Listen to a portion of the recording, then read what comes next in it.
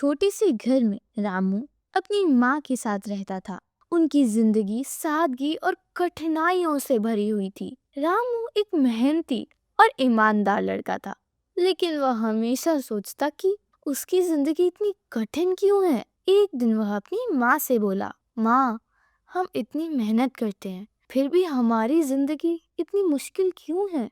क्या हमारे लिए कभी अच्छा समय आएगा? मेरा यहाँ पे कोई अपना नहीं था कि मैं किसी से अपनी बात बता पाऊँ। फिर जो हमारे घर के पीछे बरगद का पेड़ है ना, वो बहुत पुराना है। जब भी मुझे कोई समस्या होती तो मैं उस पेड़ के नीचे जाकर अपनी बात बता देती। मानो मुझे ऐसा महसूस होता कि कोई मेरी बातें सुन रहा है और मुझसे बात कर रहा है, और वो मुझे विचार भी बताता था। उससे मेरा सारा काम बन जाता था। यह सुनकर रामू की जिज्ञासा बढ़ गई। अगले दिन वह सुबह सुबह बरगद के पेड़ के नीचे जाकर बैठ गया। उसने धीरे धीरे आंखें बंद की और सोचा, अगर इस पेड़ में सच में ताकत है तो मेरी समस्या का समाधान बताए। रामू जाकर वहां बोलने लगा, बरगद जी, पर कुछ भी नहीं हुआ। उसने दोबारा कोशिश की, फिर भी कुछ नहीं हुआ। वो वहां से चला गया। अगले दिन फिर वो उस बरगद के पेड़ के पास आया और बोला, बरगद जी, फिर भी कुछ नहीं हुआ। ऐसा करने के 2-3 बार कोशिश करने के बाद कुछ भी नहीं हुआ। रामू अपनी माँ के पास जाता है और बोला, माँ, वो पेड़ वो बेकार है, उससे तो कुछ भी नहीं मिला। उसकी माँ ने कहा, बेटा, अभी तुमने अपने मन से नहीं पुकारा है, तुम तो सिर्फ अपनी परेशानियों की ही सोच रहे हो। रामू को बात समझ आई। हाँ, मैं भी तो सिर्फ अपनी परेशानियों के बारे में ही सोचा हूँ। कल दोबारा जाऊंगा।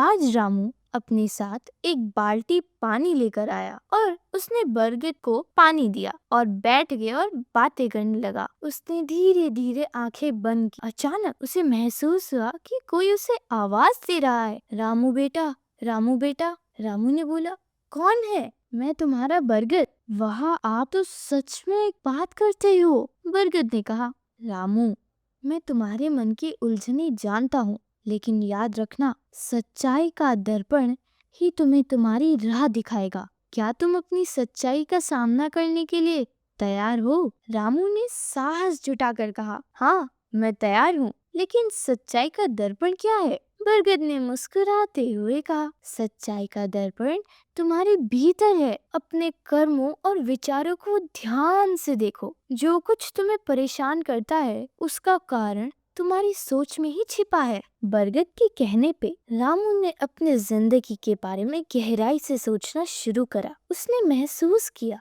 कि वह अक्सर दूसरों की खुशियों को देखकर जलता है और वह मेहनत तो करता है, लेकिन बिना धैर्य के। उसने ठान लिया कि वह अब दूसरों से अपनी तुलना नहीं करेगा और अपनी मेहनत में और ईमानदारी लाएगा।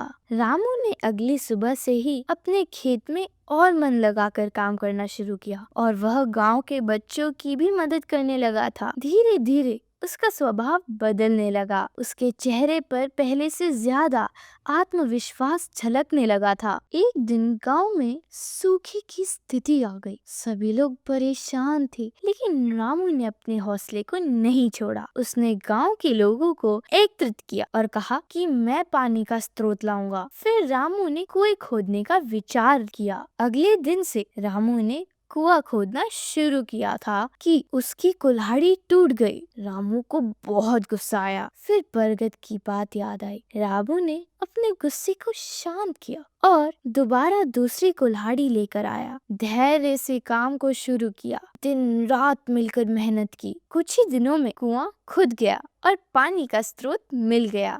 गांव वाले रामू की तारीफ करने लगे। रामू ने महसूस किया कि सच्चाई और मेहनत का फल मिलने में भले ही समय लगे, लेकिन वह निश्चित है। रामू बरगद पेड़ के पास गया और बोला, सही कहा था आपने, आज मुझे बहुत खुशी हो रही है। फिर बरगद ने बोला, अब तुम अपने खेत में रोज 7 घंटे काम करोगे। सुबह सुबह अपने खेतों में पानी दोगे, फिर उसके बाद अपने जानवरों का ध्यान रखोगे और शाम को अपनी माँ के साथ काम में सहायता करोगे। रामू ठीक है बरगद जी। रामू रोज ये काम करने लगा। कुछ 2 दिनों में रामू ने देखा कि उसके खेत में फसल काफी अच्छी हो गई है और उसके जानवर भी अब ज्यादा खुश रहने लगे हैं। रामू ने एक दिन घर आते हुए ये पाया कि जब से मैं सारा काम करने लगा हूँ, मुझे अब गुस्सा नहीं आता। मेरी खेत भी अच्छी हो गई है और मेरी कमाई भी अच्छी होने लगी है। बरगद जी ने सही कहा था।